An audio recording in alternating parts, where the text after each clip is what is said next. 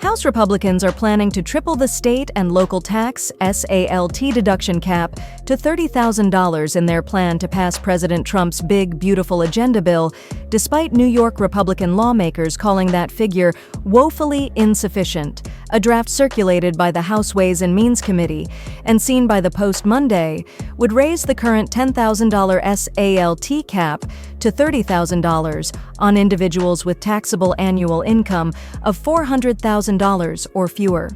For married individuals who are filing separately and have taxable income of $200,000 or fewer, the SALT cap would only increase to $15,000.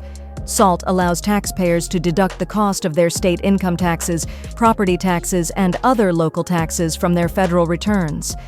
Last week, 4 New York Republicans bashed a proposed $30,000 SALT deduction figure as insulting.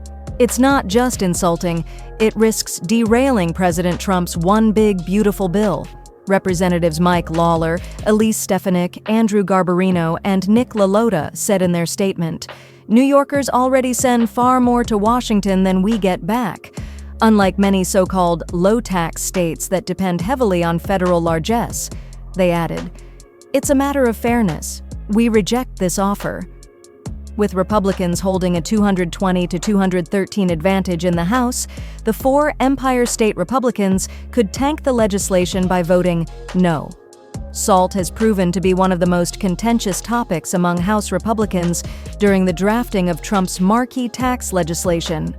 Back in 2017, when Congress passed Trump's Tax Cuts and Jobs Act, Republicans had capped the SALT deduction at $10,000 to help offset the costs of tax reductions elsewhere.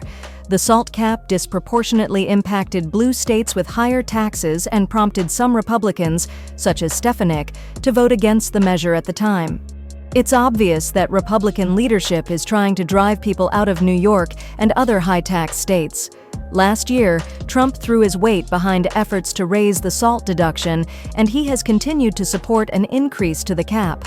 Multiple House GOP committees are releasing their plans for the big, beautiful bill this week. On Sunday evening, the Energy and Commerce Committee rolled out a plan to slash about $900 billion in spending over the next decade by reforming Medicaid, including instituting a work requirement.